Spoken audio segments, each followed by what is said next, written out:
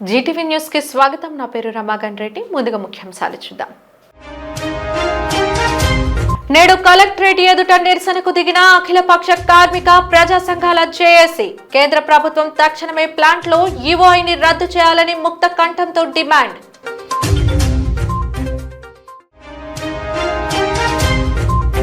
రాష్ట్రాభివృద్ధి కూటమి ప్రభుత్వ లక్ష్యం. గాజువాక శంకుస్థాపన కార్యక్రమంలో ఎంపీ శ్రీభరత్ వెల్లడి.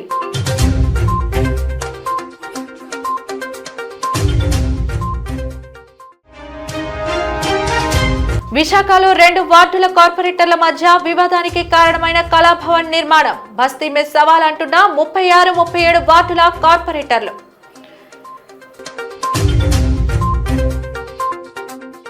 కేంద్ర ప్రభుత్వం తక్షణమే ఈఓఐని రద్దు చేయాలని అఖిలపక్ష కార్మిక ప్రజా సంఘాల జేఏసీ నేతలు ముక్త కంఠంతో డిమాండ్ చేశారు. తొలగించిన కాంట్రాక్ట్ కార్మికులను విధుల్లోకి తీసుకోవాల్సిందేనని అన్నారు. విశాఖ స్టీల్ ప్లాంట్ ను ప్రైవేట్ పరం చేయవద్దని డిమాండ్ చేస్తూ జేఏసీ ఆధ్వర్యంలో జగదంబ జంక్షన్ నుండి కలెక్టర్ కార్యాలయం వరకు నిరసన ప్రదర్శన నిర్వహించారు. ప్లాంట్ ను ప్రభుత్వ రంగ సంస్థగానే కొనసాగించాలని, సొంత గనులు కేటాయించాలని ఆందోళనకారులు నినాదాలు చేశారు. ఈ సందర్భంగా జేఏసీ నేతలు మంత్రి రాజశేఖర్, అయోధ్య రామయ్య మీడియాతో మాట్లాడారు. విశాఖ స్టీల్ ప్లాంట్ ను ప్రైవేటీకరణ చేసే యోచనను కేంద్రం విరమించుకోవాలని డిమాండ్ చేశారు. తక్షణమే ఈఓఐని రద్దు చేసి తొలగించిన కార్మికులను తిరిగి విధుల్లోకి తీసుకోవాలన్నారు.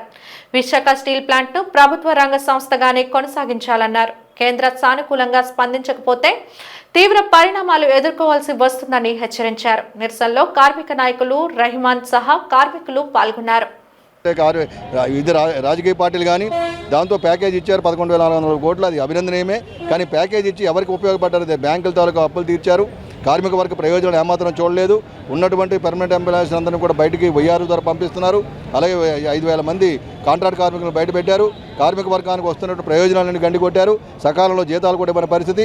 ఈ విధంగా సముద్ర తీరాన ఉన్న ఏకైక స్టీల్ ప్లాంట్, ఆంధ్రప్రదేశ్లో ఏకైక పెద్ద కర్మాగారం విశాఖపట్నం స్టీల్ ప్లాంట్. దీన్ని అన్ని విధాలు ఆదుకోవాల్సింది పోయి దీన్ని పూర్తిగా సర్వనాశనం చేయాలని చెప్పి దృక్పథం చేయాలని ఏమాత్రం భవ్యం మంచిది కాదు. దీని మీద ఏదైతే 2021లో ప్రకటన తీసుకున్న దాన్ని వెనక్కి తీసుకోవాలి. విశాఖపట్నం స్టీల్ ప్లాంట్ సొంత మైన్స్ లేవు కాబట్టి మైన్స్ అని కేటాయించాలి, సెయిల్లో విలీనం చేయాలి. తొలగించిన కార్మికులందరినీ విధిలో తీసుకోవాలా. నిర్వాసులందరూ కూడా మిగిలిపోయిన వారికి శాశ్వత ఉపాధి కల్పించాలి. అలాగే పర్మనెంట్ ఎంప్లాయీస్ మీద పరిభారం పెరుగుతుంది కాబట్టి వెంటనే రిక్రూట్మెంట్ 2019 ఆఫీసర్ కంటే అది కూడా స్టార్ట్ చేసి తద్వారా ఈ కర్మాగారాన్ని ముందుకు తీసుకెళ్లి ఇక్కడ ఉత్పత్తి బాగా వస్తుంది. మార్కెటింగ్ కొంచెం డౌన్ ఉంది కాబట్టి మార్కెటింగ్లో ఉన్నటువంటి దీని ప్రైవేట్ వ్యక్తుల మీద ఆధారపడకుండా ప్రభుత్వ రంగ సంస్థలు విశాఖపట్నం స్టీల్ ప్లాంట్ కానీ సెయిల్ నుంచి కానీ మొత్తం మెటీరియల్ తీసుకొని ఇరిగేషన్ ప్రాజెక్టులు కానీ అమరావతి నిర్మాణం కానీ లేదా ఇతర ప్రాజెక్టులన్నీ ఒక ప్రభుత్వ రంగ సంస్థ స్టీల్తో నిర్మించాలని డిమాండ్ చేస్తున్నాం. ఈరోజు ఎన్డీఏ కూటమి విశాఖ స్టీల్ ప్లాంట్ని ఆంధ్రులకి తీవ్రమైనటువంటి అన్యాయం చేసింది, మోసం చేసింది అనమాట. ఎన్ఎండిసికి 1,500 ఎకరాలు దారాదత్తం చేసి ఆ 1,500 ఎకరాలు ఎట్టి పరిస్థితుల్లోని ఎన్ఎండిసి నుంచి ఐరన్ ఓర్ కానీ రా మెటీరియల్ రాకుండా బయట రాష్ట్రాల నుంచి కుదురుముక్కు నుంచి ఐరన్ ఓర్ కొని పిల్లెట్స్ తీసుకొచ్చి అధిక భారం విశాఖపట్నం స్టీల్ ప్లాంట్ మీద మోపుతున్నారు. ఇది అన్యాయం అని చెప్పేసి మేము చెప్తున్నాం. ఇవాళ కూటమి ప్రభుత్వం మీకు 11,500 కోట్లు ఇచ్చేసాం, మీకు ఇంకా మీ సమస్య మీరు పరిష్కారం చేసుకోవాల్సింది. 11,500 కోట్లు మీరు ఎవరికి ఇచ్చారో రాష్ట్ర ప్రభుత్వానికి SBI కట్టారనమాట. ఇవాళ కార్మికుల జీతాలకు కానీ కాంట్రాక్ట్ లేబర్ యొక్క నిర్వాసులకు ఉపాధి కోసం కానీ మీరు చేయలేదు. అందుకని మాకు ప్యాకేజ్ వద్దు. విశాఖపట్నం స్టీల్ ప్లాంట్లో ఏదైతే ఈ కూటమి ప్రభుత్వం వచ్చిన తర్వాత కార్మికుల జీతాలు చెల్లించాలి, నిర్వాసులందరికీ ఉపాధి ఇవ్వాలి, తొలగించినటువంటి కాంట్రాక్ట్ కార్మికులందరినీ కూడా తిరిగి విధుల్లో తీసుకోవాలని చెప్పేసి ఈరోజు ప్రజా సంఘాలు, మహిళా సంఘాలందరూ కూడా ప్రదర్శన చేస్తున్నాం. అండర్ గ్రౌండ్ డ్రైనేజ్ వ్యవస్థలో పనిచేస్తున్న 315 మందిలో 13 మందికి జీవో 36 ప్రకారం వేతనాలు ఇప్పటి వరకు చెల్లించలేదని, మలమూత్రాలను ఎత్తి నగర పరిశుభ్రతకు ఆహర్నిశలు శ్రమిస్తున్న తమపై ఇలా వ్యవహరించడం జీవీఎంసీకి తగదని జీవీఎంసీ కాంట్రాక్ట్ వర్కర్స్ యూనియన్ నాయకులు ఆదినారాయణ ఆవేదన వ్యక్తం చేశారు. నేడు తమ న్యాయమైన డిమాండ్లను పరిష్కరించాలని కోరుతూ టీఎస్ఆర్ కాంప్లెక్స్ ఎదుట నిరసన తెలియజేశారు. మోకాళ్లపై కూర్చొని నినాదాలు చేశారు. ఈ సందర్భంగా ఆదినారాయణ మాట్లాడుతూ తమ సమస్యల పరిష్కారం కోసం అధికారుల చుట్టూ తిరిగి అలసిపోయామని, అనేక పర్యాయాలు వినతి పత్రాలు సమర్పించామని, అయినప్పటికీ ఫలితం లేకపోయిందని అన్నారు.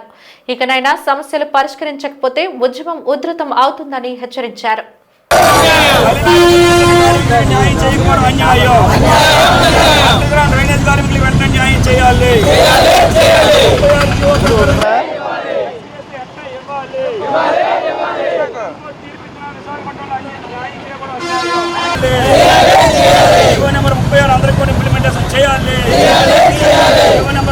విశాఖపట్నంలో ఉన్న ప్రజల యొక్క మలమూత్రాలను ఎత్తి అండర్ గ్రౌండ్ డ్రైనేజీలో ఉన్న మలమూత్రాలన్నీ కూడా క్లీన్ చేస్తూ ఉంటే ఈరోజు విశాఖపట్నంలో ఉన్న అధికారులు ఆ యొక్క అండర్ గ్రౌండ్ డ్రైనేజ్ కార్మికులకి అన్యాయం చేయాలని చూస్తూ ఉన్నారు. ఎందుకంటే జీవో నెంబర్ 36 ఇచ్చి ఇప్పటికే 11 నెలలు అవుతూ ఉన్నా సరే మాత్రం అందులో 304 మంది కార్మికులకు ఇంప్లిమెంటేషన్ చేసి 11 మంది కార్మికుల కుటుంబానికి ఈరోజు రోడ్డు మీద పెట్టాలని చెప్పని అధికారులు చూస్తూ ఉన్నారు. ఇది సరైనది కాదని చెప్పి అడుగుతున్నాం. కార్మికుల చుట్టూ తిరుగుతున్నాం. ఆ 11 మంది కార్మికులు కూడా న్యాయం చేయండి అని చెప్పని. కానీ ఈరోజు కూడా వాళ్ళకందరూ కూడా జీవో నెంబర్ 36 అనేది ఇంప్లిమెంటేషన్ చేయలేదు. ఇంకోటి ఏంటంటే అండర్ గ్రౌండ్ డ్రైనేజ్ కార్మికులు ఎవరైనా సరే చనిపోతే 10 లక్షల రూపాయలు ఇవ్వండి అని చెప్పని ఈరోజు సుప్రీంకోర్టు తీర్పిచ్చింది. కానీ అది కూడా ఈరోజు జీవీఎంసీలో ఇంప్లిమెంటేషన్ చేయట్లేదు. ఇది ఎంతవరకు సమంజసం అడుగుతున్నాం. అదే అండర్ గ్రౌండ్ డ్రైనేజ్లో పనిచేస్తున్న ఎవరైతే కాంట్రాక్ట్ తాలూ వెహికల్లో పనిచేస్తున్న వర్కర్లు ఎవరైతే ఉన్నారో వాళ్ళకి 12,000 15,000 రూపాయలు మాత్రం ఇస్తున్నారు. వాళ్ళకి ఎవరికి కూడా పిఎఫ్ఈఎస్ కూడా ఇంప్లిమెంటేషన్ చేయలేదు. మరి జీవీఎంసీ అధికారులు ఏం చేస్తున్నారని అడుగుతున్నాం. పని చేసుకోవడం ఒకటే కాదు, ఆ యొక్క కార్మికులు కూడా న్యాయం చేయవలసిన బాధ్యత కూడా ఈ యొక్క అధికారుల మీద ఉంది. 18 నెలలు అయినా సరే మాకు యూజీడీ అండర్ గ్రౌండ్ డ్రైనేజ్ మలమూత్రాలు ఇచ్చిన కార్మికులందరూ జీవో నెంబర్ 36 వచ్చిన తర్వాత కూడా 10 నెలల తర్వాత మాకు జీతాలు ఇచ్చారు. అయినా ఇప్పటికొచ్చి కూడా మా జీతాలు ఇచ్చారు కానీ 11 మంది పెరిగిన జీతాలు ఇవ్వలేదు. ఇప్పటికొచ్చి ఆ ఏరియాలు కానీ మేము ఎన్నోసార్లు అధికారులకు లెటర్లు పెట్టుకొని అధికారుల చుట్టూ తిరుగుతారని కానీ చెప్పులు ఎరిగిపోయినాడు. ఇప్పటికొచ్చి పట్టించుకుని పాపం లేదు. అయినా చనిపోయిన వాళ్ళకి వాళ్ళ కుటుంబాలకి ఎక్స్రేస్ ఇవ్వాలి, వాళ్ళకి కూడా ఇవ్వట్లేదు. 60 సంవత్సరాల పోస్టులు ఇవ్వాలి, అవి కూడా ఇవ్వట్లేదు. ఈరోజు ఏదైతే యూజీడీలోని వ్యర్థాల్లో పనిచేసిన కాంట్రాక్ట్ వెహికల్ కార్మికులు ఉన్నారో వాళ్ళకి 13,000 12,000 జీతం ఇచ్చి కనీసం వాళ్ళకి పిఎఫ్ఈఎస్ లేకుండా కూడా చేసి కాంట్రాక్టులు అందరూ దోసుకున్నా సరే అధికారులు నిమ్మకి నీరు ఎక్కినట్టుగా ఉన్నారనేసి మేము ఎన్నోసార్లు అధికారులకి పత్రాలు ఇచ్చాం. అయినా సరే ఇప్పటికొచ్చి పట్టించుకోవట్లేదు. ఇదే కానీ కొనసాగించినట్టుగైతే కార్మికులు ఇబ్బంది పెట్టి చర్యలు తీసుకున్నట్టుగైతే మేమందరం ఇంకొక సమ్మెకి మీ ద్వారా వెళ్ళాలనేసి మేము కోరుకుంటాం. పెందుర్తి జనసేన పార్టీ కార్యాలయంలో ముఖ్యమంత్రి సహాయ నిధి నుంచి 18 లక్షల రూపాయల చెక్కుల్లో 31 మంది రోగులకు పెందుర్తి శాసనసభ్యులు పంచకర్ల రమేష్ బాబు అందజేశారు. ఈ సందర్భంగా పంచకర్ల మీడియాతో మాట్లాడుతూ ముఖ్యమంత్రి సహాయ నిధి కింద 31 మంది రోగులకు 18 లక్షల చెక్కుల్లో అందజేయడం ఆనందంగా ఉందన్నారు. ప్రభుత్వం ఆర్థిక పరంగా ఇబ్బందుల్లో ఉన్నప్పటికీ ముఖ్యమంత్రి చంద్రబాబు నాయుడు సహకారంతో పేద కుటుంబాల వైద్య ఖర్చుల నిమిత్తం 20,000 నుండి 20 లక్షల రూపాయల వరకు అందజేయడం జరుగుతుందని తెలియజేశారు.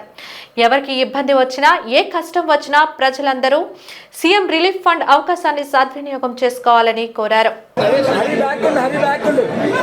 31 మంది లబ్ధిదారులు పరవాడ, పెందుర్తి, సబ్బవరం 3 ప్రాంతాల నుంచి కూడా 31 మంది లబ్ధిదారులు 18 లక్షల రూపాయల సీఎం రిలీఫ్ ఫండ్ వచ్చింది. ప్రతి నెల 3-4 సార్లు మనం ఇలా ఇస్తా ఉన్నాం. అంటే ఈ ప్రభుత్వం సంక్షేమ కార్యక్రమాలు ఇస్తూనే ప్రతి పేదవాడు కూడా సొంత డబ్బులు ఖర్చు పెట్టుకుని వైద్యం చేయించుకుంటే వాళ్ళకు కూడా తగు సాయం చేయాలని చెప్పి గౌరవ ముఖ్యమంత్రి నారా చంద్రబాబు నాయుడు గారు ఎప్పుడు వెళ్ళినా కూడా ఎక్కువనో తర్వాత ఇంకా రేపు చూద్దామనో అనకుండా వెళ్ళిన వెంటనే శాంక్షన్ ఇచ్చే బృహత్తరమైన కార్యక్రమం ఇది. రాష్ట్ర వ్యాప్తంగా 175 నియోజకవర్గాల్లో ప్రజలు ఎంతో ఆనందంగా ఒక భరోసా, అప్పు చేసి వైద్యం చేయించినా మాకు మా ఎన్డీఏ ప్రభుత్వం ఉంది, గౌరవ ముఖ్యమంత్రి నారా చంద్రబాబు నాయుడు గారు ఉన్నారు, మాకేం పర్లేదు అన్న ఒక భరోసాతో ముందుకెళ్తున్న పథకం ఇది. గౌరవ ముఖ్యమంత్రి గారికి మనస్ఫూర్తిగా మా నియోజకవర్గంలో మాకు చేస్తున్న ఈ సాయానికి ధన్యవాదాలు తెలియజేస్తూ, ఇంకా నేను మీడియా ద్వారా ప్రతిసారి పిలిపించినట్టుగానే చెప్తా ఉన్నా, పేదవారు ఎవరన్నా సొంత డబ్బులతో ఆరోగ్యశ్రీ వర్తించకుండా సొంత డబ్బులతో వైద్యం చేయించుకున్న వాళ్ళు ఎవరున్నా మా ఆఫీస్ మీకు ఎప్పుడు తలుపులు తెరిచే ఉంటాయి. వచ్చి లబ్ధిదారులు కావాలి అని ప్రభుత్వం చేస్తున్న ఈ సాయాన్ని మీరు పొందాలని మనస్ఫూర్తిగా ఆకాంక్షిస్తూ, ఈ బృహత్తరమైన కార్యక్రమం ఇస్తున్నప్పుడల్లా కూడా ఒక ఆనందం, పేదవాడికి సాయం చేస్తున్నామన్న ఒక తృప్తినిచ్చే ఈ పథకం మనస్ఫూర్తిగా మా ముఖ్యమంత్రి గారికి ధన్యవాదాలు తెలియజేస్తూ, ఈరోజు ఇస్తున్న 18 లక్షలు అనేది 31 మంది లబ్ధిదారులు అనేది అందరూ కూడా లబ్ధిదారులు అందరూ కూడా వచ్చారు, అందరూ కూడా తీసుకున్నారు. వాళ్ళందరికీ కూడా మనస్ఫూర్తిగా అభినందనలు తెలియజేస్తాను. ఇదిలా ఉండగా ఈ నెల 5వ తేదీన ముఖ్యమంత్రి నారా చంద్రబాబు నాయుడు, ఉప ముఖ్యమంత్రి కొణిదెల పవన్ కళ్యాణ్ విశాఖ రానున్నారని పంచకర్ల తెలియజేశారు. పెందుర్తి నియోజకవర్గంలో సబ్బవరం మండలంలో లా యూనివర్సిటీ వార్షికోత్సవంలో ముఖ్యమంత్రి చంద్రబాబు నాయుడు పాల్గొన్నారని, అరకు ప్రాంత ప్రజలు పిలుపు మేరకు ఉప ముఖ్యమంత్రి పవన్ కళ్యాణ్ అరకు వెళ్లనున్నారని ఆయన తెలిపారు. రేపు 5వ తారీఖు గౌరవ ముఖ్యమంత్రి గారు ఒక కార్యక్రమానికి, గౌరవ ఉప ముఖ్యమంత్రి ఒక కార్యక్రమానికి ఇద్దరు కూడా వైజాగ్ రాబోతా ఉన్నారు. రెండు కూడా మనకు సంబంధించినవి. గౌరవ ముఖ్యమంత్రి గారు వచ్చేది సబ్బవరంలో లా కాలేజీ వార్షికోత్సవానికి. దానికి సుప్రీంకోర్టు, హైకోర్టు చీఫ్ జస్టిస్ కూడా వస్తూ ఉన్నారు. గౌరవ ముఖ్యమంత్రి గారు వస్తున్న కార్యక్రమం మన నియోజకవర్గాన్ని కాబట్టి సాధారణంగా ముఖ్యమంత్రి గారికి స్వాగతం పలుకుతూ, అలాగే గౌరవ ఉప ముఖ్యమంత్రి గారు ఏదైతే అరకు, పాడేరు లాంటి వెనకబడిన ప్రాంతాలకు దత్తపుత్రుల్లాగా ఆయన చేస్తున్న సేవలు మరింత విస్తరించడానికి వాళ్ళు కోరిన మీదట వారి పిలుపు మేరకు రేపు పొద్దున్న అరకు రాబోతా ఉన్నారు. మరి జిల్లా అధ్యక్షుడిగా అరకు ప్రాంతం కూడా నేనే చూస్తున్నాను కాబట్టి ఈ రెండు కూడా నాకు ముఖ్యమైన కార్యక్రమాలు. ఇద్దరికి కూడా సాదర స్వాగతం పలకాలని చెప్పి ఆ శ్రేణులు పిలుపునిస్తూ ఒక మంచి కార్యక్రమంలో రేపు పొద్దున్న రెండు కార్యక్రమాల్లో కూడా పాల్గొంటా. అటు ఏదైతే ఏజెన్సీలో అత్యంత వెనకబడిన ప్రాంతాలు గుర్తించి వాళ్ళకు సేవ చేసే కార్యక్రమాల్లో ఉప ముఖ్యమంత్రి, ఏదైతే ప్రెస్టీజియస్ ఇంటర్నేషనల్ లా యూనివర్సిటీ గతంలోనే సభవారం పోరాడి తెచ్చుకున్నాం, దాని వార్షికోత్సవానికి వస్తున్న ముఖ్యమంత్రి గారికి మనస్ఫూర్తిగా ధన్యవాదాలు. గాజువాక 73వ వార్డు పైడిపంబ కాలనీలో యంగ్ గణేష్ యూత్ ఆధ్వర్యంలో చేపట్టిన వినాయక చవితి మహోత్సవం వేడుకల్లో భాగంగా ఈరోజు భారీ అన్న సమారాధన ఏర్పాటు చేశారు. కార్యక్రమానికి ముఖ్య అతిథిగా వార్డు తెలుగుదేశం పార్టీ అధ్యక్షులు సింగూరి అనంత్ హాజరయ్యారు. అన్న సమారాధన ప్రారంభించారు. ఈ సందర్భంగా అనంత్ మాట్లాడుతూ స్థానిక వార్డులో ప్రతి ఏటా యంగ్ గణేష్ యూత్ ఆధ్వర్యంలో వినాయక చవితి మహోత్సవాలు ఘనంగా నిర్వహిస్తారని అన్నారు. స్థానిక ఎమ్మెల్యే పల్లా శ్రీనివాసరావు సహకారంతో వార్డు అభివృద్ధి చెందుతుందని అన్నారు. కార్యక్రమంలో 66వ వార్డు తెలుగుదేశం పార్టీ అధ్యక్షులు గోమాడ వాసు, 73వ ward Telugu Desam party cluster in charge Balaga Balu Naidu, Namburi Demudu తదితరులు పాల్గొన్నారు.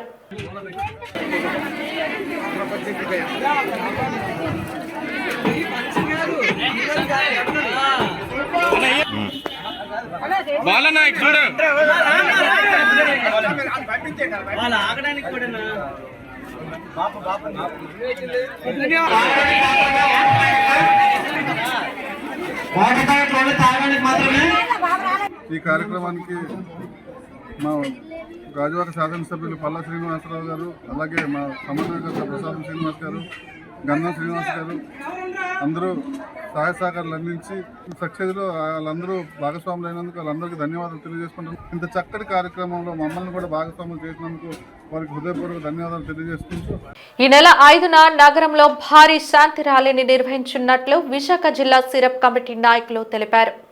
నగరంలో జరిగిన మీడియా సమావేశంలో కమిటీ అధ్యక్ష కార్యదర్శి మునీర్ బాబా ఎస్కే జిలానీ మాట్లాడుతూ శాంతి ర్యాలీ వివరాలను తెలిపారు. ప్రవక్త మహమ్మద్ సల్లెల్లాహు అల్లే వసలాం జన్మదిన సందర్భంగా శాంతి ర్యాలీ నిర్వహిస్తున్నట్లు చెప్పారు. ఈ విశ్వంలో నివసించే ప్రతి ఒక్కరూ శాంతితో మెలగాలని ప్రవక్త ప్రబోధించారని తెలిపారు. 5వ తేదీ మధ్యాహ్నం 3:30 గంటలకు పాతజైలు రోడ్డులలో ప్రభుత్వ ఉమెన్స్ కాలేజీ నుండి శాంతి ర్యాలీ ప్రారంభమవుతుందని చెప్పారు. ఈ ర్యాలీ డాబా గార్డెన్స్, పూర్ణ మార్కెట్ మీదుగా ఔలియా దర్గాకు చేరుకుంటుందన్నారు. దీంతో శాంతి ర్యాలీ ముగుస్తుందని, ఆధ్యాత్మిక ప్రసంగం అనంతరం భక్తులందరికీ భోజన సదుపాయం కల్పించడం జరిగిందన్నారు. మీడియా సమావేశంలో కమిటీ ప్రతినిధులు ఆసిఫ్, మహమ్మద్ షబీర్, బర్కత్ అలీ, ఎస్కే మహమ్మద్ వలీ తదితరులు పాల్గొన్నారు. 15 సంవత్సరం అయింది. ఆయన పక్క ఇంట్లో ఎవరో ఆకలితో ఉంటే రాత్రి వాళ్ళు భోజనం చేయకుండా ఉండకూడదు చెప్పేసి ఆయన ముందుకు తెలియజేశారు. హిందూ, ముస్లిం, సిక్, ఇసై ఏ కులాల వాళ్ళు ఉన్నారో ఆ పక్కన ఉన్న వాళ్ళు కూడా రాత్రి భోజనం చేసి పడుకోవాలా, అలాంటి ముందుకు ప్రచారం చేసేసి తీసుకెళ్లే మనిషి ఆయన. ఆయనకి ఇవాళ 1500 సంవత్సరం అంటే మనకి ఎవరితో ఏ కులాల వాళ్ళు ఉన్నా సరే ఆయనతో నవ్వుతూ మాట్లాడుకొని, ఎందుకంటే మనకే కులాలతో సంబంధం లేకుండా వాళ్ళందరం ఒక మనిషి. భారత్ వరల్డ్లో ఎక్కడైనా పుట్టే వాళ్ళు ఉన్నా సరే ఒక మనిషిని ఎలా మనకి ప్రేయర్ చేయాలో ఆ టైప్ చేసే మనిషి ఆయన. అలాంటి మనిషికి ఈరోజు 1500 సంవత్సరం ఉంది కాబట్టి మన అందరూ ఘనంగా మన అందరు ముస్లిం హిందూస్ అందరు కలిపి చేయాలని చెప్పి నేను తెలియజేస్తున్నాను. అయోరిటిక్ అనూరిజం అనే తీవ్రమైన వాల్ వ్యాధితో బాధపడుతున్న రోగికి యశోద ఆసుపత్రి వైద్యులు పెంటల్ శస్త్రచికిత్సను విజయవంతంగా నిర్వహించారు. నగరంలోని యశోద ఆసుపత్రిలో cardiothoracic surgeon doctor Vikram Reddy ఐరా, డాక్టర్ శివశంకర్ నేతృత్వంలోని కార్డియోథోరాసిక్ సర్జన్ల బృందం విజయవంతంగా ఆపరేషన్ పూర్తి చేసింది. ఈ సందర్భంగా ఆసుపత్రిలో జరిగిన మీడియా సమావేశంలో డాక్టర్ విక్రమ్ రెడ్డి ఐరా మాట్లాడుతూ 28 సంవత్సరాల అనిల్ కుమార్ శస్త్రచికిత్స అనంతరం బాగా కోలుకున్నారని చెప్పారు. 3 అరుదైన అయోరిటిక్ అనూరిజం, తీవ్రమైన వాల్ వ్యాధితో బాధపడుతున్న కుమార్కి చేసిన బెంటల్ శస్త్రచికిత్స విజయవంతమైందన్నారు. నేడు రోగి అనిల్ కుమార్ కోలుకొని ఆరోగ్యవంతంగా ఉన్నారని చెప్పారు. తమ ఆసుపత్రిలో అత్యాధునిక కార్డియాక్ సర్జికల్ కేర్ ఉందని తెలిపారు. ఎంతటి క్లిష్టమైన కార్డియాకు సంబంధిత వ్యాధులను తమ ఆసుపత్రిలో నయం చేసే నిపుణులైన వైద్యులు ఉన్నారని తెలిపారు. అత్యంత క్లిష్టమైన గుండె సంబంధిత ఆపరేషన్లు నిర్వహించడంలో ఉత్తమ వైద్యులు 100% విజయం సాధిస్తున్నారని డాక్టర్ విక్రమ్ రెడ్డి తెలిపారు.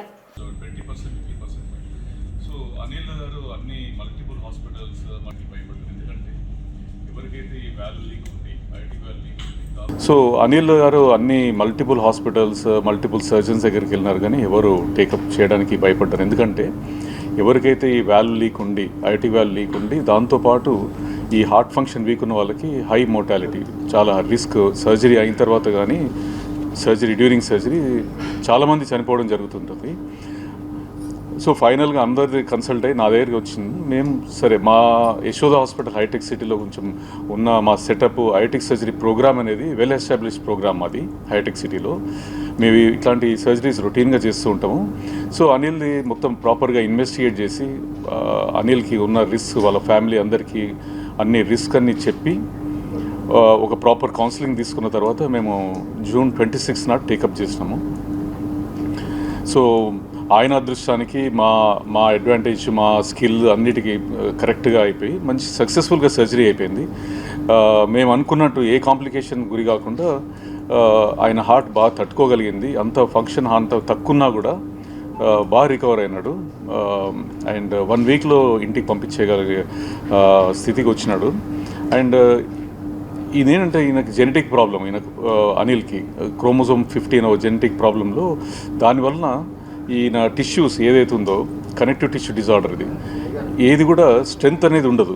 సో సేమ్ ఈ బాడీలో బోన్స్ కానీ ఆయన మజిల్స్ కానీ దేనిలో స్ట్రెంగ్త్ ఉండదు, ఫ్లెక్సిబిలిటీ అనేది చాలా ఎక్కువ ఉంటుంది. అలాగే మేజర్ బ్లడ్ వెజల్ అయోటాలో కూడా ఆ స్ట్రెంగ్త్ అనేది ఉండకపోవడం వల్ల ఈ అయోటిక్ అనూరిజం రావడం జరిగింది. అయోటిక్ వాల్వ్ లీక్ కూడా దానివల్లనే జరిగింది. సో మాకు చాలా సంతోషమైంది. యాక్చువల్గా మేము అన్ని జాగ్రత్తలు తీసుకొని సక్సెస్ఫుల్గా ఒక 6 hours సర్జరీ అయిన తర్వాత నెక్స్ట్ డే కల్లా లేచి కూర్చొని బ్రేక్ఫాస్ట్ చేయడం చూసి మా అందరికీ చాలా ఆనందమైంది యాక్చువల్ అనిల్ని. సో యాక్చువల్గా ఆయన హోప్ అంతా వదిలేసుకొని వచ్చినాడు. సో అదొక ఆనందం మాకు యాక్చువల్గా. వారు మొత్తం ఎక్స్ప్లెయిన్ చేశారు, ఇలా ఉంటుందమ్మా, ఇలాగ ఎన్లార్జ్ అయిపోయింది, దీనికి సర్జరీ ఉంటుంది, మెకానికల్ వాల్వ్ వేయాలి, మొత్తం చెప్పారు, ఎక్స్ప్లెయిన్ చేశారు. మా ఫ్యామిలీకి మొత్తం ఇలా ఉంటుంది సారు, ఇలా ఏం కాదమ్మా అవుతుంది అని చెప్పారు. అలా చెప్పగానే మాకు అసలు అప్పుడే హోప్ స్టార్ట్ అయింది. ఇన్ని హాస్పిటల్కి వెళ్ళాము, ఎవ్వరు కూడా అవుతుందని కన్ఫర్మ్ చెప్పలేదు. కానీ విక్రమ్ రెడ్డి సార్ ఏమో వెళ్ళగానే మొత్తం మాకు ముందు ధైర్యం చెప్పారు. చెయ్యకపోతేనే మీకు చనిపోతా, కానీ చేస్తే మ్యాక్సిమం క్లియర్ అయిపోద్ది, ఏజ్ తక్కువ కదా, నేను చేస్తానని చెప్పడం అసలు అప్పుడు నాకు నమ్మకం కుదిరింది, సార్ ఎలాగైనా చేస్తారు అని. దీని మీద కొంచెం నాకు బాగా ఇదైంది. 36వ వార్డు కార్పొరేటర్ మసిపోగు మేరీ జాన్స్ తీరుపై 37వ వార్డు కార్పొరేటర్ చెన్నా జానకిరామ్ తీవ్ర ఆగ్రహం వ్యక్తం చేశారు. 15 లక్షల రూపాయల వ్యయంతో రెల్లి కులస్తులకు కళా భవనాన్ని నిర్మించేందుకు నిధులు మంజూరు చేయించారని, నేడు ఆ భవన నిర్మాణ స్థలం తమ పరిధిలోకి వస్తుందంటూ కార్పొరేటర్ మేరీ జాన్స్ పేర్కొనడాన్ని జానకిరామ్ ఖండించారు. గతంలో కళాభవన్ నిర్మాణం కోసం నిధులకై ఒత్తిడి తెచ్చినప్పుడు ఎందుకు మాట్లాడలేదని ఆయన ప్రశ్నించారు. ఇప్పుడు నిధులు మంజూరు చేయగానే ఆ భవనం ఉన్న స్థలం తమ పరిధిలోకి వస్తుందని మేరీ పేర్కొండాన్ని తప్పుపట్టారు. భవన నిర్మాణం చేపట్టిన స్థలం వద్ద చెన్నా జానకిరాం మీడియాతో మాట్లాడుతూ సహచర కార్పొరేటర్ మేరీ జోన్స్ వ్యవహార శైలిని ఆక్షేపించారు. రెల్లి కులస్తుల కోసం నిర్మిస్తున్న భవన నిర్మాణానికి అడ్డు తగలవద్దని కోరారు. రెల్లి సామాజిక వర్గ ప్రజలకు ఎన్నికల ప్రచారంలో ఇచ్చిన హామీ మేరకు కళాభవనాన్ని నిర్మించి అందజేస్తానని హామీ ఇచ్చారు. ఈ భవన నిర్మాణానికి ఎమ్మెల్యే వంశీకృష్ణ శ్రీనివాస్, మేయర్ పీలా శ్రీనివాసరావు అందిస్తున్న సహకారానికి కృతజ్ఞతలు తెలిపారు. మీడియా సమావేశంలో రెల్లి సంఘం నేతలు టి శ్రీనివాసరావు, జీవి రమణ, కుమార్, నరసింహరావు తదితరులు పాల్గొన్నారు. మేరుగా ఉన్నప్పుడు ఈ యొక్క నేను అంటే ఎన్నికైన 37వ వార్డుకి ఎన్నికైన వెంటనే ఈ యొక్క ప్రపోజల్ పెట్టారు కమ్యూనిటీ హాల్ మన రెల్లి కులస్తుల కోసం అని పెడితే అప్పుడు శాంక్షన్ చేయడం జరిగింది. సుజనా గారు ఉండడంలో రీసెంట్లీ దానికి మా టెండర్లు వేయగానే టెండర్ రావడం, అలాగే ఆ బిల్డర్ ముందుకు వచ్చి 15 లక్షలు శాంక్షన్ అవడం, బిల్డర్ ముందుకు వచ్చి ఆయన పని కూడా స్టార్ట్ చేశారు.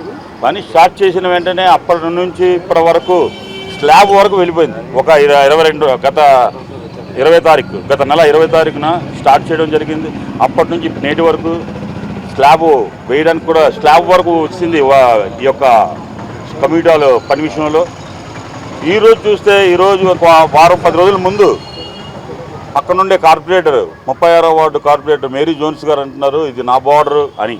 నా బార్డర్లో కూడా అవి రోడ్డు వేసేటప్పుడు నిన్ను ఓకే ప్రజల కోసం కదా, ప్రజల అంటే వాళ్ళకు అనుగుణంగా ఉండే వాళ్ళు మెసిలేయడానికి తప్ప మనం మెసలం కదా. అక్కడ ప్రతి ఒక్కరు ప్రజల కోసమే కదా చేసేది ఈ డెవలప్మెంట్ అనేది. కనుక నేను కూడా రోడ్డు వేసేటప్పుడు వాళ్ళకు కూడా నా బార్డర్లోకి వచ్చినప్పుడు కూడా నేను వాళ్ళకి ఆటంకపరచలేదు. ఇప్పుడు నా వరకు వచ్చేసరికి నేను స్టాండింగ్ కమిటీలోని శాంక్షన్ చేసుకొని సుజనా గారి టైంలో తెచ్చుకున్నప్పుడు అప్పుడు స్టార్ట్ చేసేటప్పుడు కూడా ఇప్పటివరకు స్టార్ట్ చేసేటప్పుడు కూడా రావాలి కదా ఆమె ఇది నా బార్డర్ అని. ఇప్పుడేమొచ్చి స్లాబ్ వరకు వచ్చేటప్పటికి ఇది నా బార్డరు అని పని ఆపడం, దానివల్ల ఈ మెటీరియల్ వేస్ట్ అవుతుంది, స్టీల్ వేస్ట్ అవుతుంది. ఆ స్లాబ్ కూడా రేపొద్దున్న వేసి ఈ వర్షాల్లో కూడా స్లాబ్ వేసిన పైన స్టీల్ అంతా వేస్ట్ అయి ఉంది. సిమెంట్ చూస్తే సిమెంట్ మొత్తం అక్కడ మన మొత్తం ప్రభుత్వం తాలూకా నిధులన్నీ వేస్ట్గా పడి ఉన్నాయి అక్కడ. కనుక ఈ యొక్క కూటమి ప్రభుత్వం చేసే చండాలమైన పనులు మానుకొని ప్రజల కోసం, ప్రజల డెవలప్మెంట్ కోసం ఆలోచించి ఈ యొక్క పని వెంటనే చేయిస్తే మన ప్రభుత్వ ఆస్తులకు కానీ ప్రజలకు ఆస్తులు కానీ మేము కాపాడగల వారు అవుతాం. దేశంలో జన్యు హృద్రోగ రోగుల సంఖ్య పెరుగుతోందని, దానికి సమర్థవంతమైన చికిత్స అందించడానికి తాము పూర్తి సన్నద్ధంగా ఉన్నామని మెడికవర్ ఆసుపత్రి హృద్రోగ సీనియర్ వైద్యులు డాక్టర్ కరుణాకర్ పాడి తెలిపారు. ఈ మేరకు ఆసుపత్రిలో ఏర్పాటు చేసిన విలేకరుల సమావేశంలో ఆయన మాట్లాడుతూ మేనరికపు వివాహాలు చేసుకునే దంపతులకు జన్మించే శిశువులకు పలు రకాల జన్యులోపాల వల్ల హృద్రోగాలు వస్తున్నాయన్నారు. వీటిని చాలా ముందుగానే గుర్తించి అవసరమైన వారికి ఆధునిక శస్త్రచికిత్సలు చేసి రక్షించుకోవచ్చన్నారు. ఈ విషయాలన్నింటినీ దృష్టిలో ఉంచుకొని కేంద్ర ప్రభుత్వం రాష్ట్రీయ బాల్ వ్యవస్థ పథకాన్ని ప్రారంభించిందన్నారు. ఈ పథకం క్రింద జన్యు హృద్రోగాలకు ఉచితంగా చికిత్స దొరుకుతుందన్నారు. అలాగే రాష్ట్ర ప్రభుత్వ ఆరోగ్యశ్రీ పథకంలో కూడా వీటికి ఉచిత వైద్యం అందుబాటులో ఉందన్నారు. ఆసుపత్రికి చెందిన కార్డియోథోరాసిక్ సర్జన్ మరియు జన్యు హృద్రోగ ఇంటర్వెన్షన్ నిపుణుడు డాక్టర్ అశోక్ రాజు మాట్లాడుతూ ఇటీవల తాము ఒడిశా రాష్ట్ర గిరిజన ప్రాంతానికి చెందిన 5 జన్యు హృద్రోగ పిల్లలకు శస్త్రచికిత్స చేసి రక్షించామన్నారు.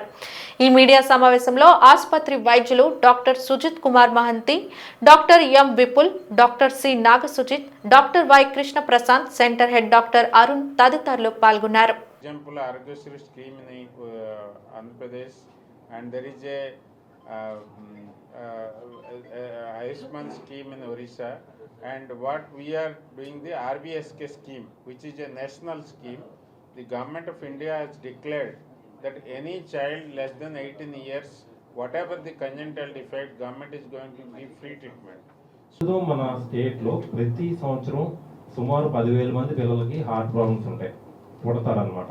వాళ్ళలో అట్లీస్ట్ 2,200 మందికి ఫస్ట్ సంవత్సరంలోని, ఇంకొక 2,500 మందికి రెండో సంవత్సరంలోని సర్జరీలు చేయాల్సి ఉంటుంది.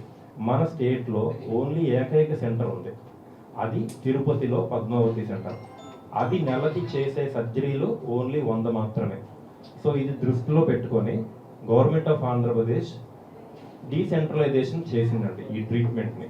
సో అది దృష్ట్యా ప్రస్తుతం ఉన్న మినిస్టర్ గారు యాదవ్ గారు అండ్ వీరపాండ్యన్ గారు అండ్ NHM హెడ్ ప్రశాంత్ గారు, ఈ ముగ్గురు ఒక కమిటీలో ఫామ్ అయ్యి ఒక ఫైనలైజ్డ్ ఒక స్టేట్లో 3 సెంటర్స్ ఉండాలి అని ఒక ప్రణాళికబద్ధంగా 3 హాస్పిటల్స్కి పక్కాగా DMHO ఆఫీస్ నుంచి ఇన్స్పెక్షన్స్ చేసి తర్వాత ఒక గవర్నమెంట్ ఆర్డర్ పాస్ చేయడం జరిగింది. ఈ గవర్నమెంట్ ఆర్డర్ జూలై 2025లో జరిగిందండి.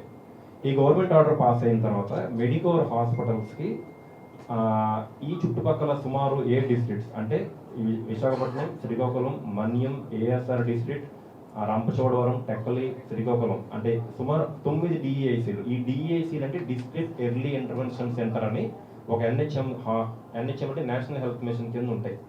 ఈ 9 DEICలకి వెళ్ళి మేము ఫ్రీగా స్క్రీనింగ్ చేయడం జరుగుతుంది. అక్కడి నుంచి వచ్చిన పిల్లల్ని ₹1 కూడా కాస్ట్ లేకుండా ఇక్కడికి తీసుకొచ్చి ఇక్కడ ఐదర్ ఇంటర్వెన్షన్ పద్ధతిలో కానీ లేదంటే సర్జరీ పద్ధతిలో కానీ ట్రీట్మెంట్ చేయడం జరుగుతుంది. సో ఇది రాకముందు సుమారు అట్లీస్ట్ లాస్ట్ 10-15 సంవత్సరాల్లో సరైన ట్రీట్మెంట్ అందక ఎంతోమంది చిన్నపిల్లలు చావు బారిన పడేవారు.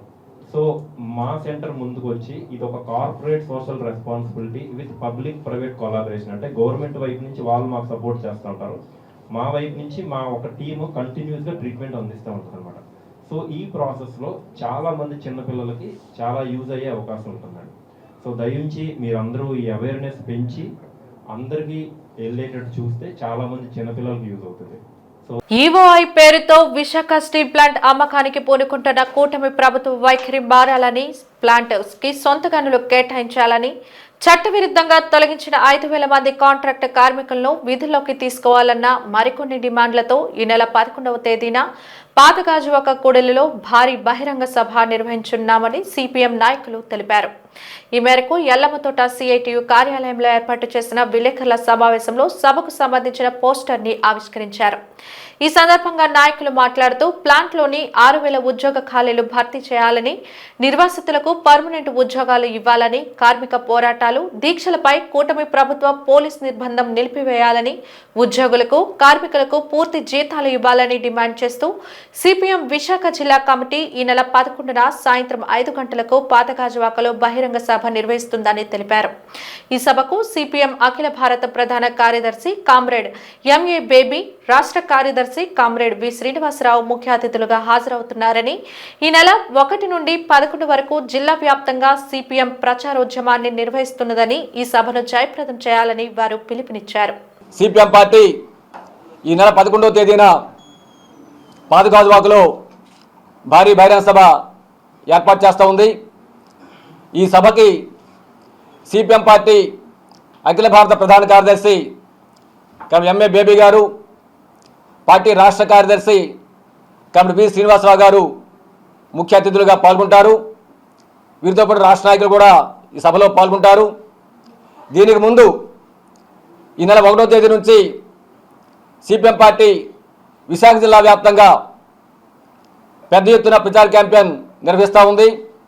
కరపత్రాల పంపిణీ, పాదయాత్రలు, గ్రూప్ మీటింగులు, గేటు మీటింగులు, ఇలా రకరకాల రూపాల్లో కేంద్ర ప్రభుత్వం, రాష్ట్ర కూటమి ప్రభుత్వం ఈ రెండూ కలిసి విశాఖపట్నం స్టీల్ ప్లాంట్కి, విశాఖపట్నం ప్రజానీకానికి చేస్తున్న ద్రోహాన్ని ప్రజానీకం ముందు బట్టబయలు చేయడం కోసం ఈ క్యాంపెయిన్ నిర్వహిస్తూ ఉన్నాం.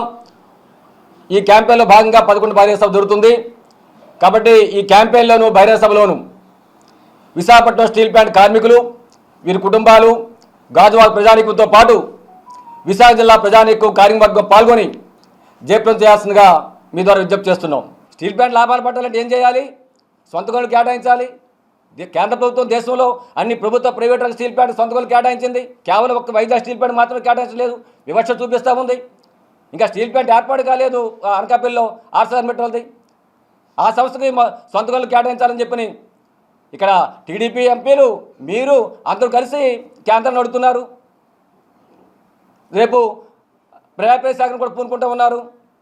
కాబట్టి సొంత గనులు విశాఖపట్నం స్టీల్ ప్లాంట్ సొంత గనులు కేటాయించకుండా ప్రైవేట్ సంస్థలు సొంత గనులు కేటాయించి మీరు వైజాగ్ స్టీల్ ప్లాంట్ లాభాలు పట్టి పెట్టేస్తాను పాడిని పడి అంతసేపు పడతారండి.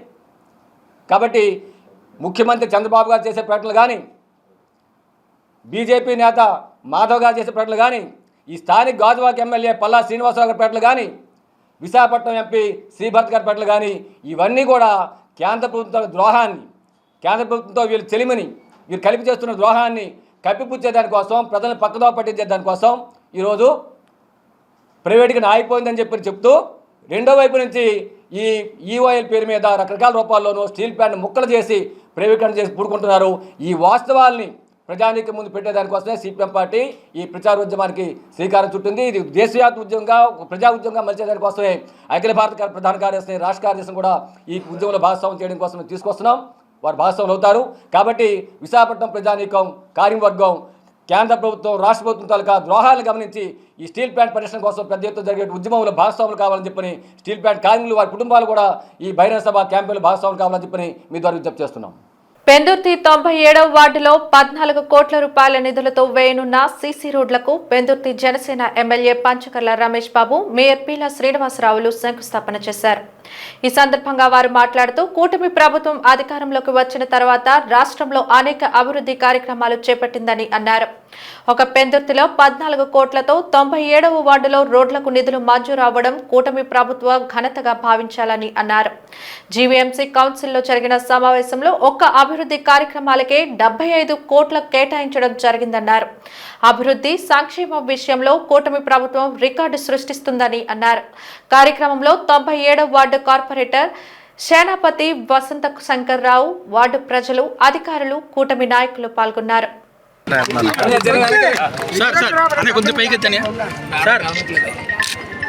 ముఖ్యంగా గౌరవనీయులు పెందుర్తి శాసనసభ్యులు ఆయన ఈ వార్డులన్నింటిలోని కూడా పర్యవేక్షిస్తూ ఆయన ఎలక్షన్ టైంలో ఏవైతే హామీలు ఇచ్చారో అవన్నీ కూడా మాట తిప్పకుండా, మడం తిప్పకుండా ఆయన ఈరోజు అనుకున్నవి ఒక్క సంవత్సరం కాలంలోనే అందరికీ కూడా ఆయన ఈ రోడ్లు, కాలువలు కూడా అభివృద్ధి చేయడం ప్రజలందరూ చాలా హర్షంగా, ఆనందంగా వ్యక్తం చేస్తున్నారు. ఇంకా చాలా చేయవలసిన అభివృద్ధి పనులు ఉన్నాయి. అవి కూడా మిగతా స్టాండింగ్ కమిటీగా నా దృష్టికి వచ్చినవి. అలాగే మేయర్ గారు, ఎమ్మెల్యే గారు సహాయ సహకారాలతో తప్పకుండా అభివృద్ధి చేస్తామని, అలాగే శంకర్రావు గారు, నేను మీ ఇద్దరం కూడా ఈ అభివృద్ధి మీద దృష్టి పెడతామని తెలియజేసుకుంటాం. విశాఖపట్నంలో సిటీలు అన్ని వార్డులు కూడా ఎప్పుడు 4 సంవత్సరాలు అభివృద్ధి లేకుండా ఉన్నదని ప్రజలంటూ మేము చేస్తున్నామని చెప్పుకునే ధైర్యంతో ఈవేళ ప్రజల దగ్గరికి వెళ్తున్నామంటే మాకున్న శ్రీశుద్ధి. అప్పుడు కూడా ఫైనాన్స్గా కార్పొరేషన్లో ఉండేది, విధి విధానాలకి మార్చి కార్పొరేషన్ ఆదాయాన్ని కూడా ఏ రియల్ ఎస్టేట్లో వాళ్ళకో ఈ విశాఖపట్నంలో కొన్ని ఏరియాలకి అంకితం అయిపోయే పరిస్థితి ఉంటే ఈవేళ పేదవాడి దగ్గర నుంచి పెద్దవాడి వరకు ఇల్లులు కన్స్ట్రక్షన్ అయ్యి రోడ్లు లేకుండా బాధలతో ఉంటే ఆ రోడ్లన్నీ పూర్తి చేసుకునే బాధ్యత మా ఎమ్మెల్యేలందరూ నాయకత్వంలో మేము కూడా తీసుకుంటున్నాం. మా దృష్టికి వచ్చినవి కూడా తొందరగా చేస్తున్నాం. మొన్న కౌన్సిల్లో హైయెస్ట్ పబ్లిక్ ఇంట్రెస్ట్ మీద వచ్చింది 75 కోట్లు. విధి విధానాల్లో ఫస్ట్ టైం వర్కుల నిమిత్తం కానీ, కొన్ని పరికరాలు కానీ వాటికి ఇచ్చిన కౌన్సిల్ ఇచ్చిన ఫస్ట్ ఇవ్వడం. ఎందుకంటే అభివృద్ధి ఎలా చేయాలనేది చంద్రబాబు నాయుడు గారు, పవన్ కళ్యాణ్ గారి నాయకత్వం అయితే బాధ్యతతో పనిచేసింది మేమందరం కలిసి చేసి పనిచేస్తాం. ఇంకా ఉండి అభివృద్ధి చేసే బాధ్యత అందరం కలిపి చేస్తామని మీ ద్వారా తెలియజేస్తాం. గత ప్రభుత్వం 5 సంవత్సరాలు వేస్ట్ చేసిన కారణంగా ఎంత చేసినా ఇంకా పని కొన్ని రోడ్లు మిగిలిపోతూనే ఉన్నాయి. ఇప్పుడు మమ్మల్ని కోరినా, మమ్మల్ని అడిగినా, గతంలో మేము మాట ఇచ్చిన ఏ రోడ్డు అయినా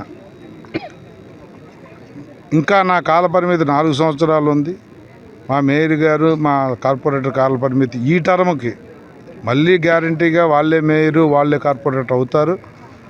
ఈ టర్మ్కి ఇంకా 8 నెలలు ఉంది. ఈ 8 మాసాల కాలంలో 90% 93, 94, 95, 96, 97, 98 వార్డుల్లో 90% పనులు ప్రజలను కోరినవన్నీ చేసే బాధ్యత మాది అని కూడా మేము మాటిస్తూ ఉన్నాం. ఎందుకంటే గౌరవ ముఖ్యమంత్రి నారా చంద్రబాబు నాయుడు గారు కానీ, గౌరవ ఉప ముఖ్యమంత్రి పవన్ కళ్యాణ్ గారు కానీ మాకిచ్చిన గెలుపు మీరు మామూలు గెలుపు కాదు. 164 సీట్లు ఇచ్చి మమ్మల్ని ఆశీర్వదించి పంపించారు. ఒళ్ళు దగ్గర పెట్టుకునే బాధ్యతతో పనిచేస్తాము. మీ మన్నలను పొందే విధంగా మళ్ళీ ప్రజా తీర్పుకు మీ దగ్గరకు వచ్చినప్పుడు వీళ్ళకే ఓటేయాలి, వీళ్ళు డెవలప్మెంట్ చేశారని మీతో అనిపించుకునే విధంగా డెవలప్మెంట్ చేస్తామని మాటిస్తూ మరి ఇలాంటి బృహత్తరమైన మంచి కార్యక్రమం ఒక రోజులో 14 కోట్లు 3 వార్డుల్లోనే చేశామంటే దీనిలో భాగస్వాములు చేసిన వార్డు కార్పొరేటర్లు కానీ మరి ఈ ఎంతో ఆయన వచ్చిన తర్వాత మా ప్రాంత అభివృద్ధికి ఎంతో కృషి చేస్తున్న మా మేయరు పేలా శ్రీనివాస్ గారికి కానీ ధన్యవాదాలు తెలియజేస్తూ ఇక్కడ ఏంటన్నా మా అక్క చెల్లెములు అందరికీ చెప్తా ఉన్నాను, మాట ఇస్తే మాట తప్పే వ్యక్తులం కాదు. అతి త్వరలో మీ అందరితో శభాష్ అనిపించిన విధంగా పనిచేస్తామని కూడా మీకు మాట.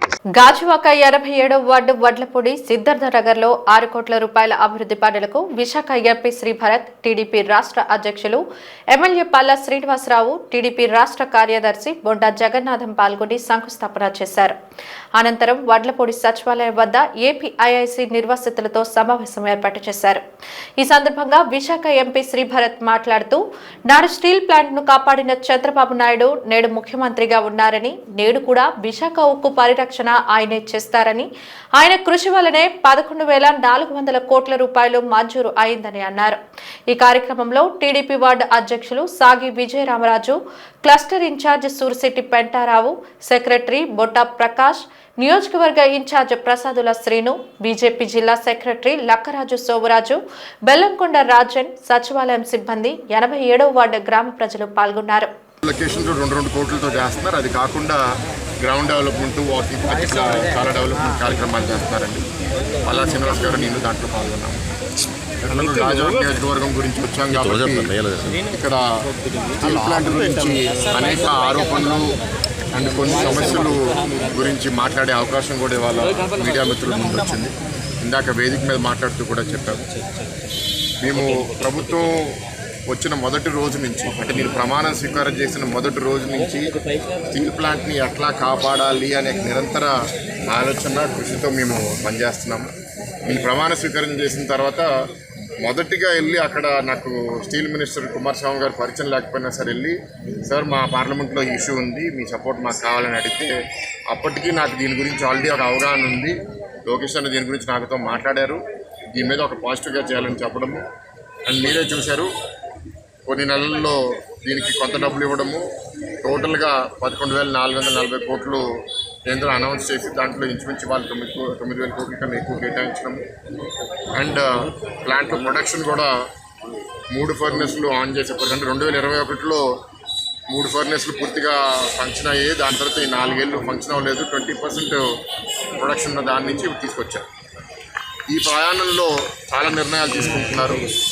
జగన్ గారు కూడా ఇందాక మాట్లాడుతూ చెప్పారు, కొన్ని దగ్గరలో ఏంటంటే కాంట్రాక్ట్ వర్కర్స్ పేర్లు లిస్టుల్లో ఉండడం కానీ వాళ్ళు పనికి రాకపోవడం, లేకపోతే వాళ్ళని ఏపించడానికి కొందరు కార్మిక నాయకులు డబ్బులు తీసుకుని రాజకీయ ఒత్తిడి పెట్టి వాళ్ళని ఏపించుకుని వాళ్ళు లబ్ధి పొందడం, ఇట్లా అనేక కారణాల వల్ల స్టీల్ ప్లాంట్ చాలా దెబ్బతింది. బహుశా ఇవాళ ఉన్న మేనేజ్మెంట్ వాటిని కరెక్ట్ చేసే ప్రయత్నంలో కొన్ని కఠిన నిర్ణయాలు తీసుకున్నప్పుడు నిజంగా అర్హులైన ఆర్ కార్డ్ హోల్డర్స్ కూడా వెళ్ళిపోవడం అనేది అది దురదృష్టం. ఎందుకంటే మేము కూడా అనేక సార్లు వాళ్ళకి చాలా క్లియర్గా చెప్పడం జరిగింది, ఆర్ కార్డ్ హోల్డర్స్ మీద ప్రభుత్వం చాలా కమిటెడ్గా ఉంది. వారందరినీ ఎవరైతే బాగా పనిచేస్తున్నారో, వాళ్ళు పని చేయకపోతే మనం ఉంచమని మేము చెప్పలేము. వాళ్ళు కూడా ఏదైనా తప్పు చేస్తే వాళ్ళు తీసేసేయాలి, కానీ బాగా పనిచేసే వాళ్ళని మాత్రం ఆర్ కార్డ్ హోల్డర్స్ని మీరు కాపాడాలనేది మేము చెప్పడం జరిగింది. వార్తలు ముగించే ముందు ముఖ్యాంశాలు మరోసారి. నేడు కలెక్టరేట్ ఎదుట నిరసనకు దిగిన అఖిలపక్ష కార్మిక ప్రజా సంఘాల జేఏసీ. కేంద్ర ప్రభుత్వం తక్షణమే ప్లాంట్లో ఈఓఐని రద్దు చేయాలని ముక్త కంఠంతో డిమాండ్.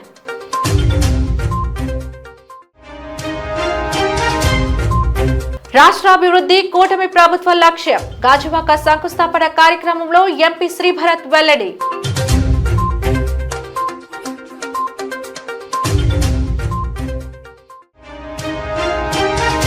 విశాఖలో 2 వార్డుల కార్పొరేటర్ల మధ్య వివాదానికి కారణమైన కళాభవన్ నిర్మాణం. బస్తీ మీద సవాల్ అంటున్న 36, 37 వార్డుల కార్పొరేటర్లు.